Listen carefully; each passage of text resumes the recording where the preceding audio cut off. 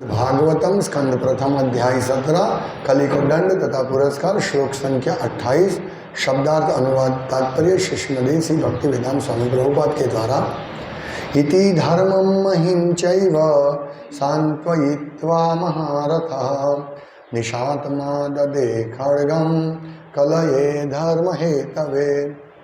शब्दार्थ इति इस प्रकार धर्मम धर्म को महिम पृथ्वी को च भी एवं जिस तरह सांत्वयित्वा सांत्वना देकर महारथः हजारों से अकेले लड़ने वाला सेनापति महारथी निशातम तेज आददे ले लिया खड्गम तलवार कलये कली को मारने के लिए अधर्म के हेतवे मूल कारण। अनुवाद इस प्रकार एक साथ हजार शत्रुओं से अकेले लड़ सकने वाले महाराज परीक्षित ने धर्म तथा पृथ्वी को सांत्वना दी। तब उन्होंने समस्त अधर्म के कारण साक्षात कली को मारने के लिए अपनी तेज तलवार निकाल ली। तात्पर्य जैसा कि ऊपर कहा जा चुका है, साक्षात कली वह है जो जानबूझकर शास्त्रों द्वारा वर्जित समस्त प्रकार के पाप कर्मों को करता है। यह कलयुग निश्चित रूप से कली के समस्त कार्यकलापों से भरा हुआ रहेगा, लेकिन इसका अर्थ यह नहीं है कि समाज के सारे नेता, प्रशासक, विद्वान तथा बुद्धिमान व्यक्ति या सबसे ऊपर भगवत भक्त हाथ पर हाथ धरे बैठे रहे और कलयुग के सारे कार्यों के प्रति निश्चेष्ट हो जाएं। वर्षा ऋतु में निश्चित रूप से प्रचुर वर्षा होती है, लेकिन इसका अर्थ यह नहीं है कि लोग वर्षों से बचने के लिए साधन न अपनाएं, वर्षा से बचने के लिए साधन न अपनाएं। राज्य के कार्यकारी अध्यक्षों तथा अन्यों का कर्तव्य है कि वे कली के कार्यकलापों के विरुद्ध या कली द्वारा प्रभावित पुरुषों के विरुद्ध आवश्यक कार्यवाही करें। महाराज परीक्षित राज्य के आदर्श कार्यकारी अध्यक्ष हैं, क्योंकि वे अपनी तेज तलवार से कली को मारने के लिए तुरंत तैयार हो गए। प्रशासकों को चाहिए कि वे केवल भ्रष्टाचार विरोधी प्रस्ताव पारित न करें, अपितु उन्हें चाहिए कि भ्रष्टाचार फैलाने वाले पुरुषों को प्रमाणित शास्त्रों की दृष्टि से पैनी तलवार लेकर मारने के लिए उद्यत रहें।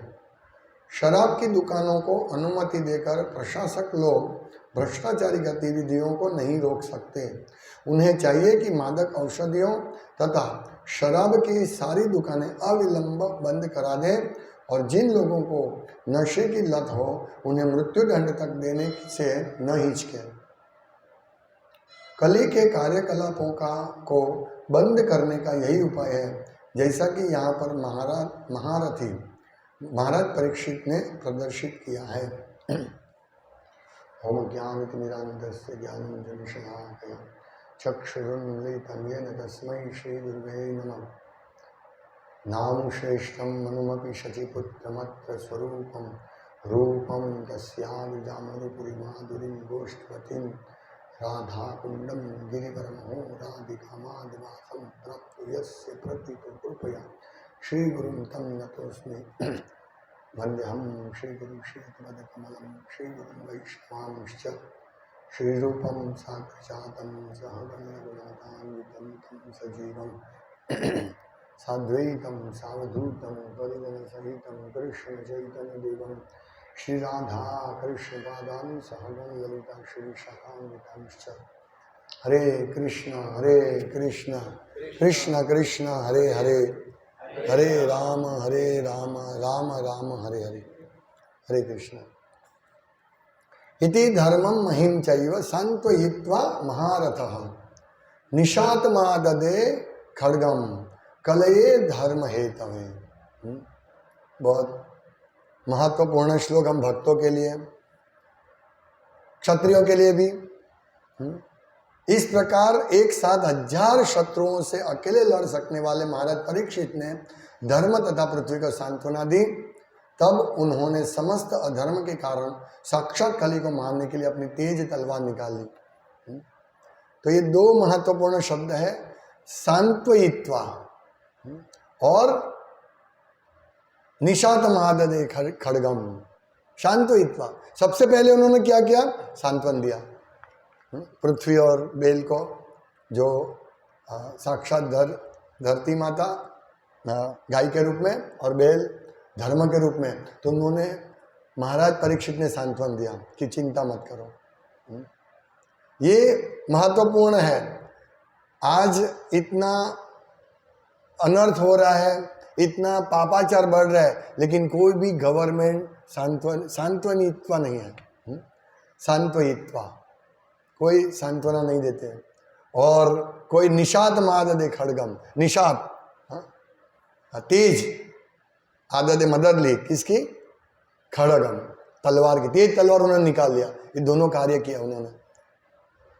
जैसे परित्राणाय साधनम विनाशाय च दुष्कृतम, जो साधु उनको रक्षा करने के, सांत्वन देने के लिए और दुष्टों को नष्ट करने के लिए। ये महत्वपूर्ण कार्य आज के शासकों को करना चाहिए। बहुत सारे बातें बोलते हैं, हम भ्रष्टाचार को रोकेंगे, लेकिन सिर्फ इतना करना। भ्रष्टाचार का मूल कहाँ है? भ्रष्टाचार का मूल है ये 4 पापों में। जुआ खेलने वालों को परमिशन दे दिया, अभी ऑफिशियली ये है कैसीनो ऑफिशियल। गोवा में जाते हम खुलेआम, और लोग जाते ही गोवा इसके लिए, 25 रुपये का टिकट लो और अंदर जाओ। फिर शराब का दुकान सब जगह, इवन सूरत में भी है। आप सोचेंगे सूरत में भी है? यस। किनको मिलता है शराब? जिनके पास लेटर हो, ऑफिशियल परवाना, उसको मिल सकता है शराब। सालों से है ये। ओएसिस होटल में पहले था, अभी लालगेट में था, अभी मालूम नहीं है कि नहीं होगा, पर है गेटवे होटल में, पहले ओएसिस होटल में था।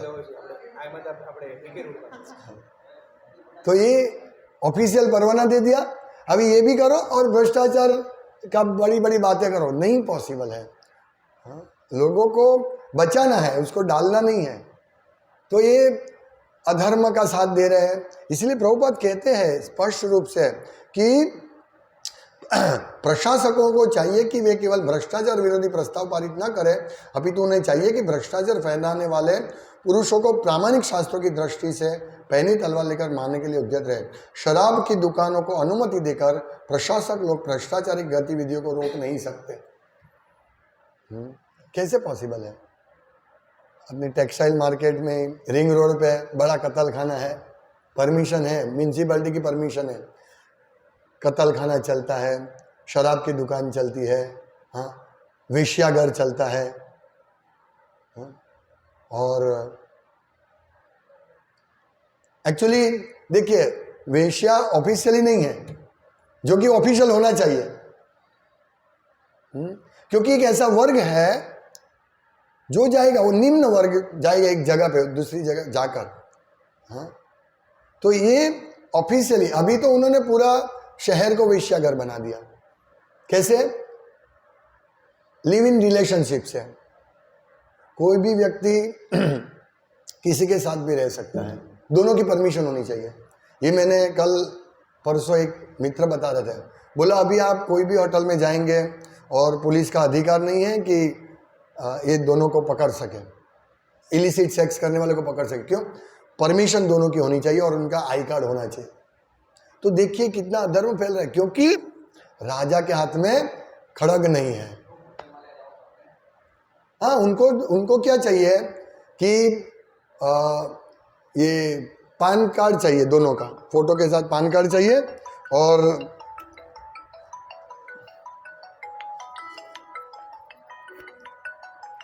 वो कुछ नहीं बोल सकते। इनको नहीं क्लास आप, उनको और कुछ नहीं। ये अधर्म फैल रहा है। अब ये सब जानेंगे लोग, तो लोगों को तो यही चाहिए और ये यही करते हैं पूरा। और मतलब ये एक वर्ग होना चाहिए। जैसे द्वारका में वेश्या भगवान का स्वागत करने आई थी। प्रभुपाद लिखते हैं कि उस समय वेश्या भी थी, पर उनके एक वर्ग एक अलग जगह पे रहते, गांव से दूर। जो लोग दुष्ट है, मतलब जो नीच कक्षा के लोग हैं, वो जाते हैं उधर, एक अलग बात। लेकिन वेश्या फिर, क्योंकि यहाँ शराब का दुकान से गवर्नमेंट को आमदनी होती है, जुआ से गवर्नमेंट को आमदनी होती है, और शराब का दुकान नहीं, इसमें दारूबंदी से अनेक गुनी आमदनी होती है पर्सनली। तो इस प्रकार ये लोग प्रोत्साहन देते हैं। तो मुझे यह राजा वैन याद आ गया, इसलिए मैं भागवतम के चतुर्थ स्कंध में आता है उनका चरित्र। उसमें लिखा है श्लोक संख्या 3 में, अध्याय 14 अध्याय के, कि यह पहले ज्ञात था कि वेद अत्यंत कठोर तथा क्रूर था, अतः जैसे ही राज्य के चोरों तथा उच्चकों ने यह सुना कि वह राज्य सिंहासन पर आरूढ़ हो गया है, तो वे उससे बहुत भयभीत हुए और वे सब उसी तरह छिप गए जिस प्रकार चूहे अपने आप को सर्पों से छिपा लेते हैं। वैन दुष्ट राजा था, फिर भी वो क्रूर था, कड़क था, जो चोरों को तो सत्यानाश कर देते। इसीलिए यहाँ प्रभुपाद लिखते हैं कि शराब जिसको नशा है उनको मृत्युदंड तक की सजा देनी चाहिए राजा को। मतलब हम सोचते हैं शराब पीने से क्या एक कोने में बैठ के पी रहा है, नहीं। यहाँ प्रभुपाद लिखते हैं कि जिन लोगों को नशे की लत हो उन्हें मृत्युदंड देने से न हिचके, कितनी भारी सजा, तब जाके वो लोग रुक जाएंगे, तब ये नहीं करेंगे अरे ये तो शराब पीने से मृत्युदंड मिलता है, तब जाके उनको ये भान होगा। तो ये राजा को ऐसी तेज तलवार लेके खड़ा होना है। और यहाँ सिर्फ अभी हम राजा की बात कर रहे हैं, एक और बात है इसमें कि राजा की कर्तव्य क्या है, वो भी इसी में है। जो ऐसे वैन राजा से जो उन्होंने क्या किया, वैन राजा का ये अच्छा था कि वो उससे चोर उचक के भाग गए, उनके राज्य में चोरी चपाटी नहीं होती थी। लेकिन जैसे वैन राजा ने ब्राह्मणों के खिलाफ कार्य किया, उनको बोला यज्ञ वैज्ञ कुछ नहीं करना का, मैं ही राजा हूं, मेरी ही पूजा करो, फिनिश। फिर ब्राह्मण जो मुख्यमंत्री मंत्रीगण था उनका, उसमें से ब्राह्मण सलाह देते थे, उन्होंने मंत्र से वैन को मार दिया। इतनी ताकत थी ब्राह्मणों में। क्यों? वैन ने ब्राह्मण को बोला अब यज्ञ बंद कर दो, कोई आवश्यकता नहीं है। यही उसका दोष था, ये गुण था कि वो चोर चक्कों को भगा दिया। और जैसे ही राजा वैन का मृत्यु हुआ, वापस सब आ गए चोर उचक के, और सब लूटफाट ये सब करने लगे। तो अभी तो राजा है और चोर उचक के है, अभी क्या करें।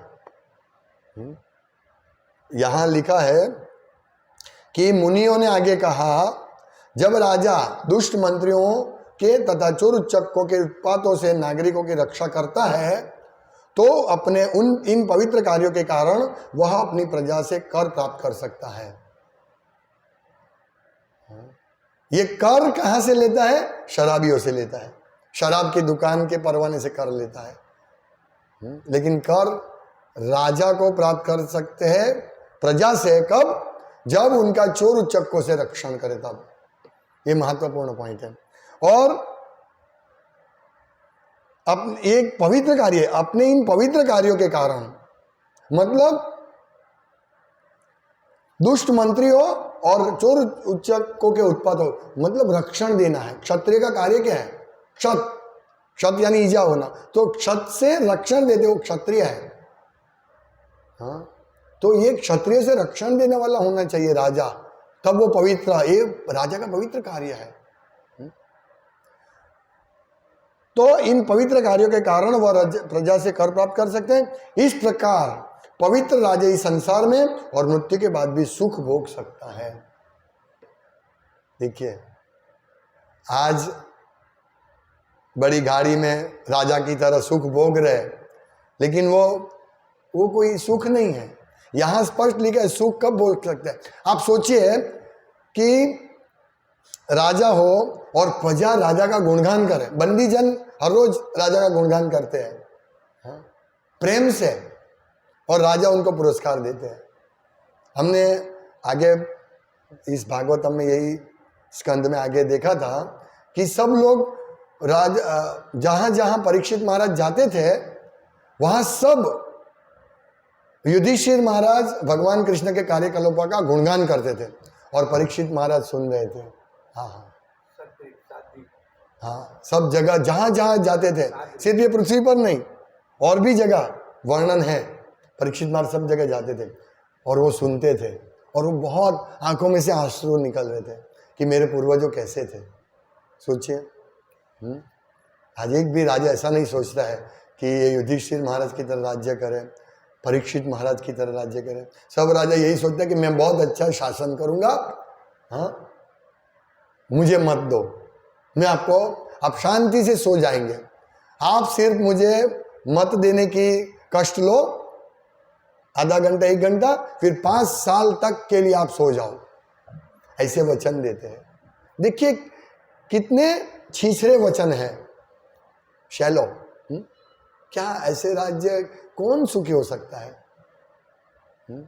जबकि वही देहात्म बुद्धि में है, मैं और मेरा पक्ष, बस और कोई नहीं, कुछ भी हो जाए मैं और मेरे पक्ष को अच्छा करने के लिए मैं किसी का भी मर्डर करवा दूं, किसी का भी कितना भी अत्याचार फैला दूं। अभी ऐसे हम सुनते हैं ना कि जो ये दंगा होता है उसमें मेन ज्यादातर हाथ तो इनका ही होता है, राजकारणियों का होता है। ऐसे लोग कैसे हम सुखी हो सकते हैं? यहां तो एक गाय को काटने के लिए जब कली आया तो उन्होंने कली को सांत्वन, अरे गाय और बैल को सांत्वन दिया और रुको, देखो मैं तुम, और सिर्फ सांत्वन थाला वचन नहीं दिया, ठीक है मैं करूंगा। कोई जाते हैं पुलिस के पास, सर मेरा बैंक से पैसा निकाल दिया, हाँ तो ठीक है सब कर दे, आप इतना करो सब हो जाएगा। इतना करने के बाद, धक्के खाने के बाद, हाँ रोने के बाद, वकील करने के बाद, पैसा खर्च करने के बाद 1 रुपया भी हाथ में नहीं आता है। फिर प्रजा क्या करेगी? छोड़ो, जाने दो, ऐसा ही होता है। तो राजा पवित्र कहाँ है? कोई पवित्र नहीं है, और इसी जगह हम लोग रह रहे हैं। तो यहां तो लिखा है कि पवित्र राजा जीते जी और मृत्यु के बाद भी उनको अच्छा, उनका जीवन सुख भोग सकता है। तो राजा कैसा होना चाहिए? कृष्ण कॉन्शियस राजा होना चाहिए। और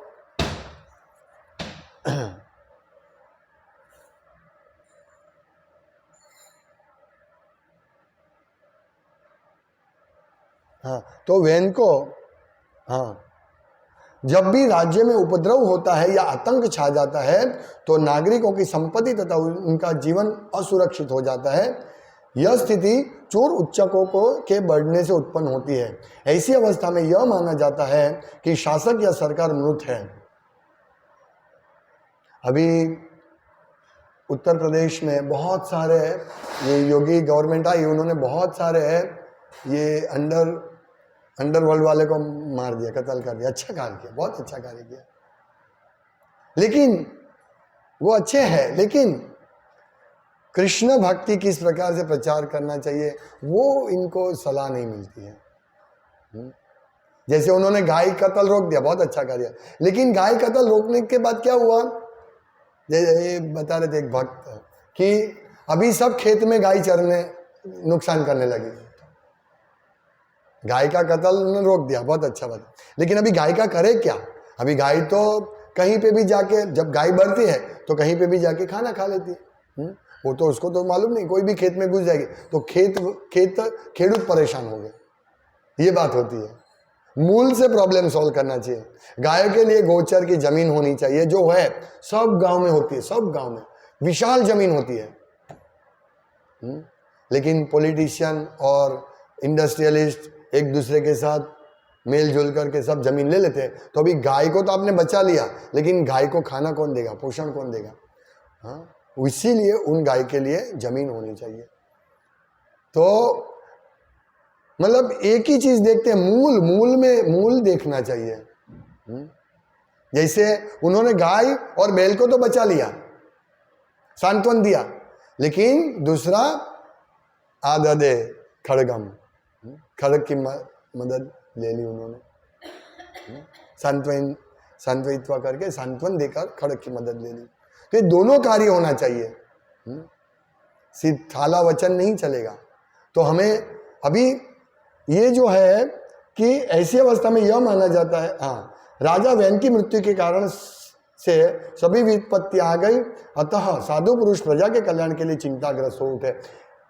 प्रभुपाद इस तात्पर्य में भी कहते हैं कि राज्य के कार्यकारी अध्यक्षों तथा अन्यों का कर्तव्य है कि वे कली के कार्यकलापों के विरुद्ध या कली द्वारा प्रभावित पुरुषों के विरुद्ध आवश्यक कार्यवाही करें। अभी आवश्यक कार्यवाही क्या करते हैं? कोई नहीं करते हैं, बल्कि कली के बाजू में बैठ जाते हैं। बैल और गाय को सांत्वन देके कली की बाजू में बैठ जाते हैं, क्योंकि उनकी तलवार से डरते हैं। कली ने तलवार लिया तब कली से डरते हैं, इसलिए उनका ये लेकर अधर्म को फैलाते हैं। तो ये उनको चाहिए कि भ्रष्टाचार उनको तुरंत रोके, कार्यवाही करे। अभी एक बहुत सुंदर उदाहरण प्रभुपाद देते हैं इस तात्पर्य में कि जिस प्रकार बारिश वर्षा होती है लेकिन कोई अपना कार्य रोक देते हैं नहीं। वर्षा है, हम वर्षा नहीं रोक सकते, लेकिन क्या करते हैं? रेन सूट छाता लेकर हम हमारा कार्य चालू रखते हैं। यानी उपाय, हम वर्षा रोक नहीं सकते हैं, लेकिन हम उसका उपाय तो ढूंढ सकते हैं। हाथ में रहो, अभी बारिश हो रहा है, चलो अभी मंगल आरती में नहीं जाना है, ऐसे तो हम नहीं करते हैं ना। हम रेन सूट पहनकर छाता लेकर कार में आके कैसे न कैसे आते हैं। तो ये उपाय कर रहे हैं हम वर्षा ऋतु के समय। तो प्रभुपाद लिखते हैं कि वर्षा ऋतु में निश्चित रूप से प्रचुर वर्षा होती है, लेकिन इसका अर्थ यह नहीं है कि लोग वर्षा से बचने के लिए साधन न अपनाएं। यानी हमको साधन तो अपनाना है। तो इसी प्रकार इतना अधर्म फैल रहा है, तो हमें ये कली है इसलिए अधर्म फैलेगा ही फैलेगा, छोड़ो, हम उसमें हमें कुछ लेना देना नहीं है। नहीं, यहां लिखा है कि समस्त यह कलियुग निश्चित रूप से कली के समस्त कार्यकलापों से भरा हुआ रहेगा, लेकिन इसका अर्थ यह नहीं है कि समाज के सारे नेता, ये सबको प्रभुपाद इंस्ट्रक्शन दे रहे, नेता, प्रशासक यानी मंत्री, कार्यवाही जो प्रशासन चलाते हैं, सभी लोग, पुलिस से लेकर मिनिस्टर, ये अपने अधिकारी, सभी प्रशासक, विद्वान तथा बुद्धिमान। जो विद्वान है, लेकिन आज तो विद्वान ही अपनी विद्वत्ता बुद्धि का उपयोग करके अधर्म कर रहे हैं। खूब पैसा कमाते हैं, खूब कमाओ, खूब कमाओ, खूब कमाओ, और क्या, उससे अधर्म करो। जानते ही नहीं अधर्म क्या है। हाँ,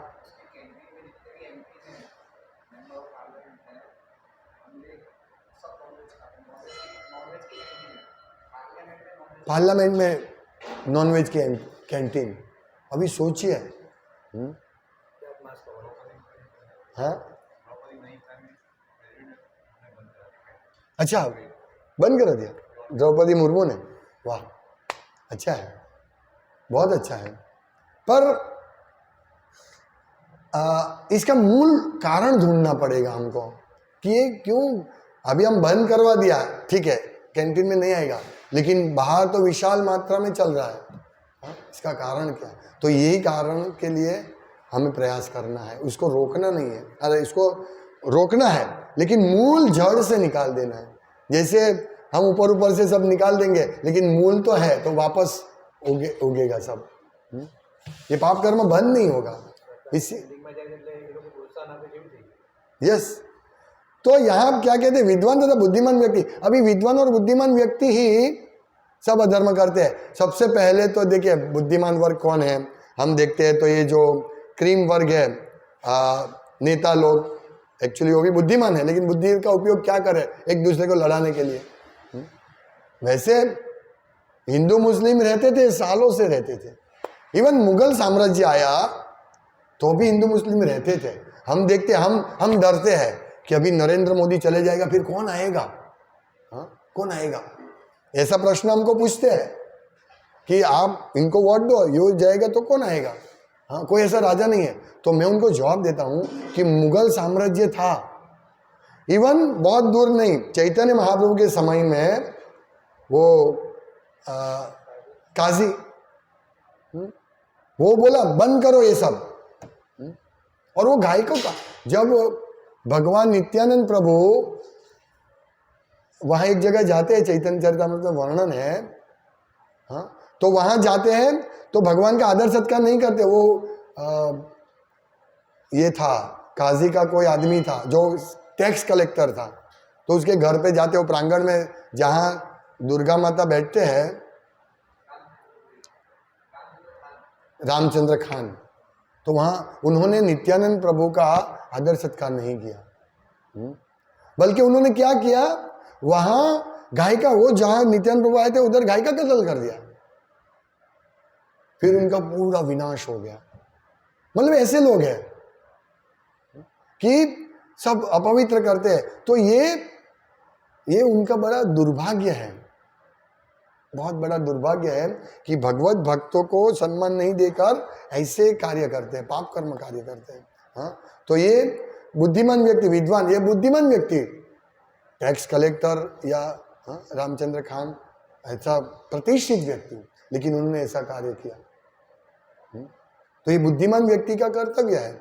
और हाँ, तो बात ये थी कि ये सब नवाब, ये सब थे मुगल साम्राज्य में, कितने मंदिरों का भी ये कर दिया, लेकिन क्या ये सनातन धर्म नष्ट हुआ? नहीं। उससे पहले, उसके बाद, मुगल साम्राज्य के बाद ये ब्रिटिश साम्राज्य आया, उन्होंने भी हिंदू मुस्लिम को लड़ा लिया। हाँ? मुगल साम्राज्य में रहते थे, अच्छी तरह रहते थे, इन्होंने लड़ा लिया। और अभी सब कांग्रेस मुसलमानों का पक्ष ले रही है, भाजपा हिंदुओं का पक्ष लेके, दोनों को लड़ा के अभी इतना विष फैला दिया सबके मन में, विष फैला दिया है।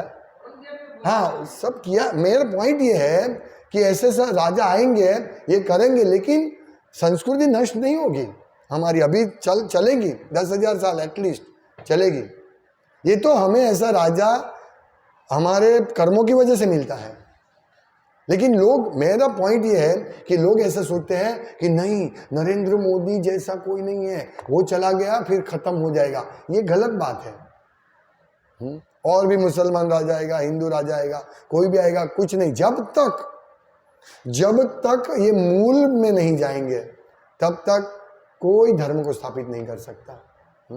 अभी 10 साल से है ना मोदी साहब, 10 साल से है, पर गाय का कत्ल ऐसा रोकना, हम नहीं बोलते, उनका दोष नहीं ठहरा रहे, वो प्रयास कर रहे हैं, लेकिन प्रयास मूल से नहीं हो रहा है। मेरा पॉइंट ये है, मूल से नहीं हो रहा है।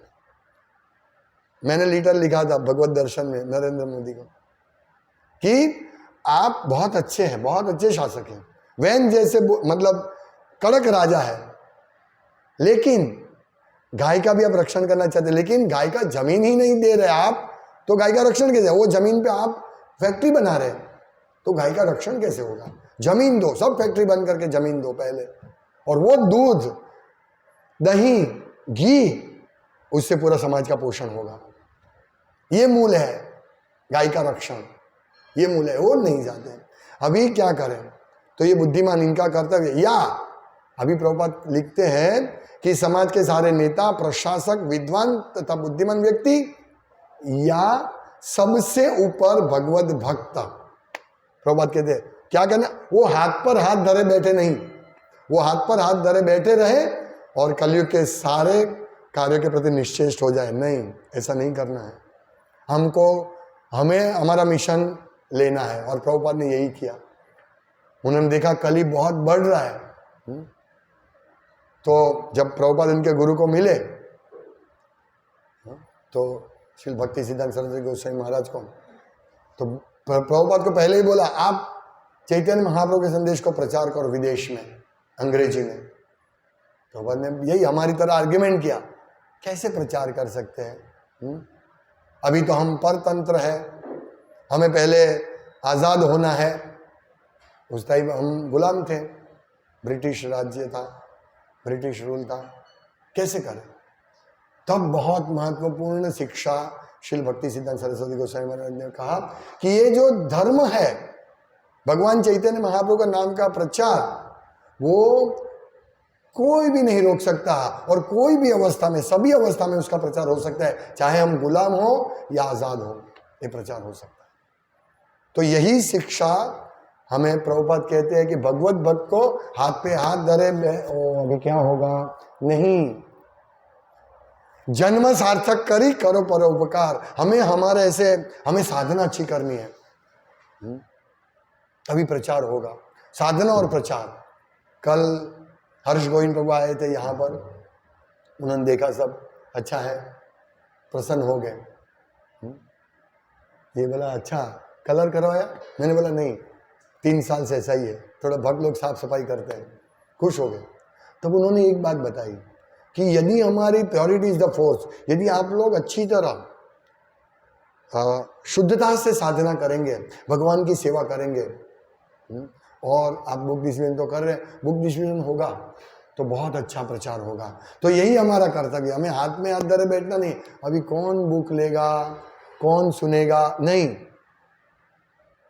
हमें प्रभुपाद के इस मिशन को आगे बढ़ाना है। और यही हमारी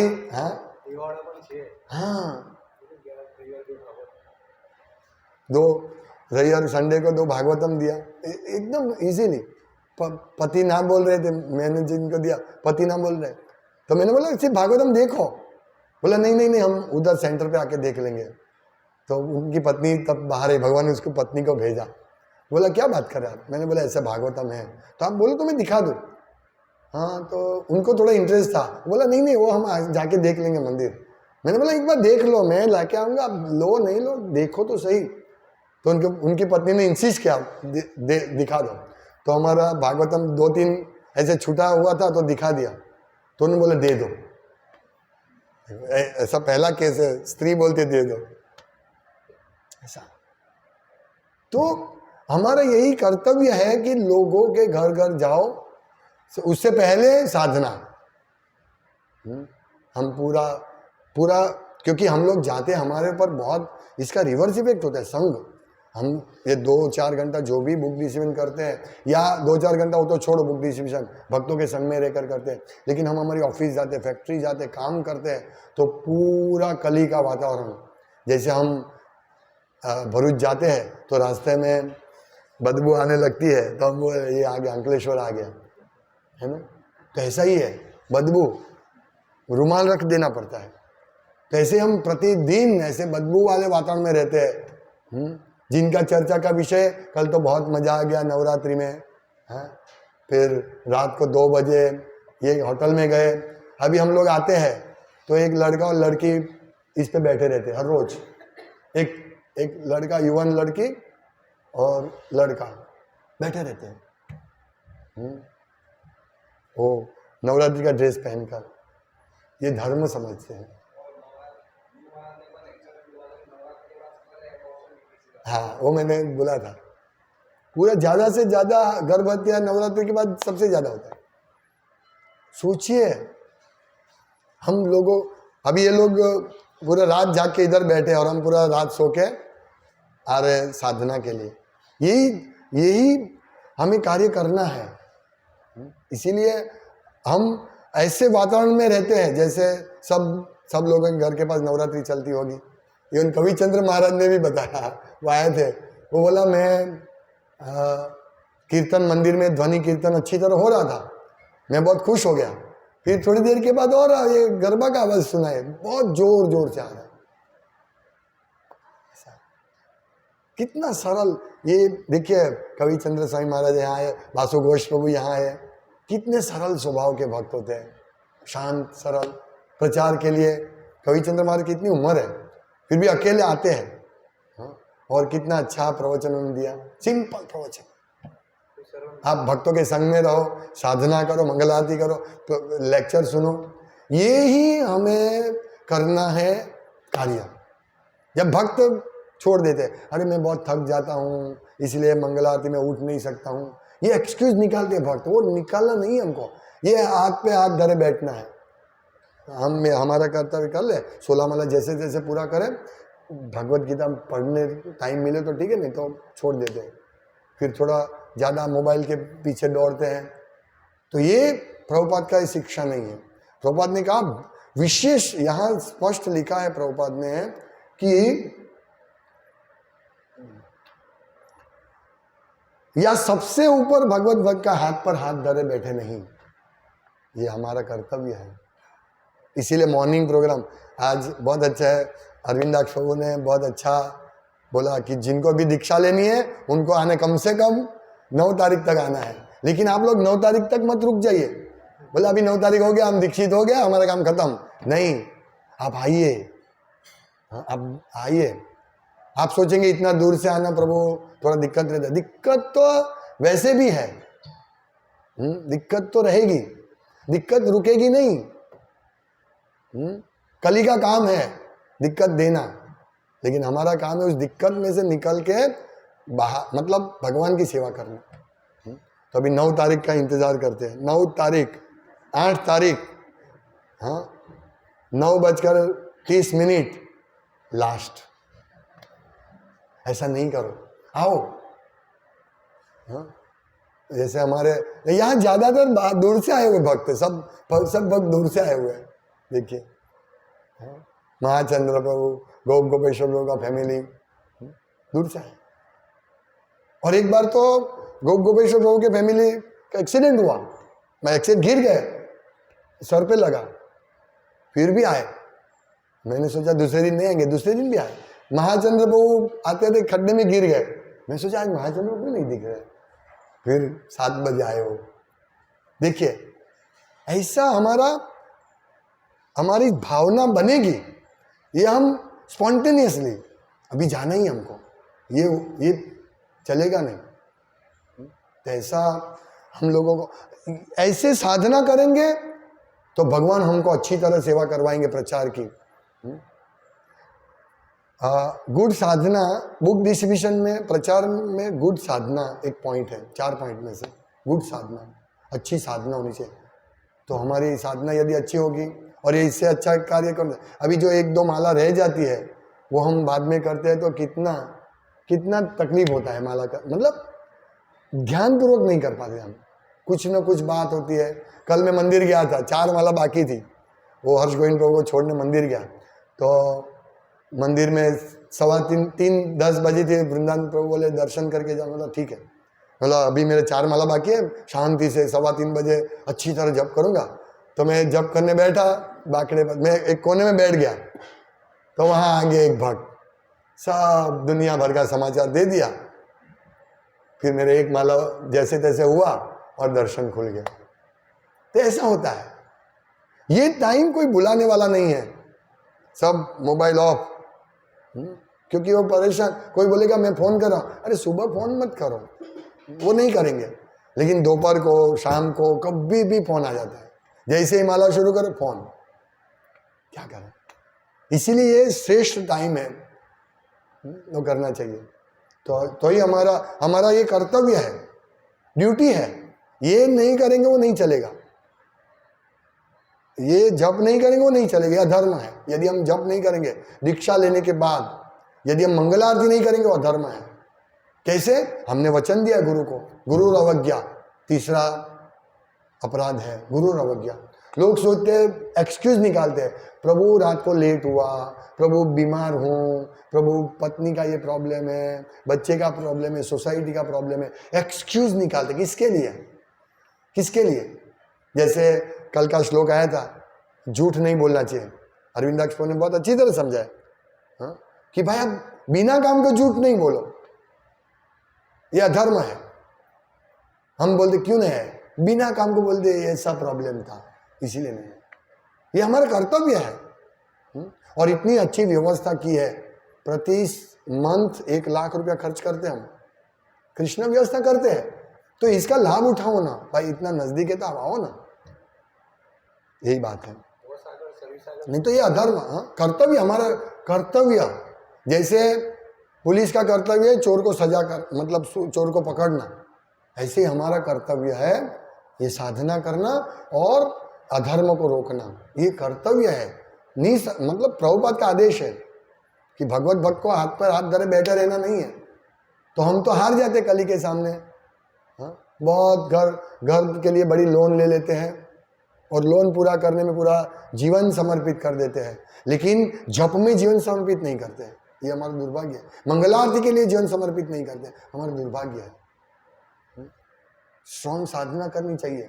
कितना देखिए, ये अच्छा घर कौन, जो भी अच्छा घर भी बनाते हैं ना, देखेंगे हाँ बहुत अच्छा बहुत अच्छा, कितने दिन बोलेंगे, 9 दाड़ा, गुजराती में कहेवत है ना, 9 दिवस चाले, कितनी भी सुंदर पत्नी हो, कितना भी धन हो, बैंक बैलेंस हो, एक बार अच्छा, हाँ मेरे बैंक में 10 करोड़ है, एक बार अच्छा लगेगा, ओ इसके पास 10 करोड़ है, फिर क्या, कुछ नहीं, वो बहुत अच्छा घर है, आपके घर में तो बहुत अच्छा है, देखो पार्किंग है, यहाँ सत्संग बहुत अच्छा हो सकता है, बस एक बार बोलेंगे फिर चले जाए, कोई देखेंगे भी नहीं।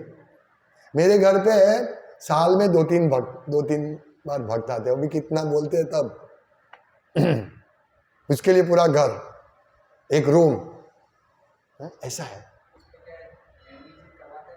हाँ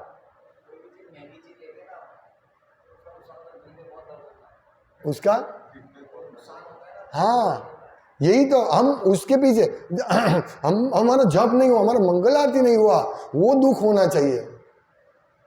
हाँ हमारी इतनी बड़ी, अभी बड़ी अच्छी गाड़ी लेंगे और स्क्रैच हो गया तो दिल में आ जाएगा स्क्रैच, वास्तविकता है। और यदि मंगल आरती में नहीं आए चलेगा, राधेश प्रभु को बोल देंगे, कुछ ना कुछ बोल देंगे या लिख देंगे, सोते सोते संसार दावान ललीला लोका, हमने मंगल आरती कर दी। पहले मैं सबको मोबाइल बोला, आप सब मुझे मोबाइल रिंग मारो ताकि मुझे मालूम पड़ कि आप उठते हैं कि नहीं, तो किसी भक्त ने बोला कि वो तो, किसी ने बोला वो तो रिंग मार के वो सो जाएगा। बोला पर इतना तो उसका देखना है ना, मैं तो विश्वास कर लूंगा कि मैं उठ गया ये, ऐसा है। एनीवे जितने भी हम जुड़ रहे धीरे धीरे धीरे, तो मेरा यही रिक्वेस्ट है कि सिर्फ दीक्षा तक मत आइए, आते रहिए आते रहिए, यही हमको स्ट्रॉन्ग करेगा, हमारा परम कल्याण करेगा, ये परम कल्याण की बात है। हम तो 2 भक्तों के बीच में भी भागवतम कथा के लिए तैयार है, कोई नहीं होगा तो भी तैयार है, लेकिन इच्छा होनी चाहिए। हम लोग हर रोज जब वनिता पार्क में रहते ना, हर रोज भागवतम क्लास करते थे उस टाइम, यहाँ आए भागवतम क्लास बंद, फिर हम हर रोज भागवतम क्लास करना चाहिए, इच्छा थी, तो आज भगवान ने ये व्यवस्था कर दी। तो ये इच्छा सब रखिए, हमारा सामर्थ्य नहीं होगा, भगवान सामर्थ्य करवा देंगे, भगवान के लिए कुछ कमी नहीं है, लक्ष्मीपति है, हाँ अच्युत है, वो अपने वचन में बिल्कुल भी हटते नहीं है, भगवान रक्षण करेंगे हम। एनीवे बहुत समय हो गया। हरे कृष्णा। श्रीमद् भागवतम की जय, श्रील प्रभुपाद की जय। हाँ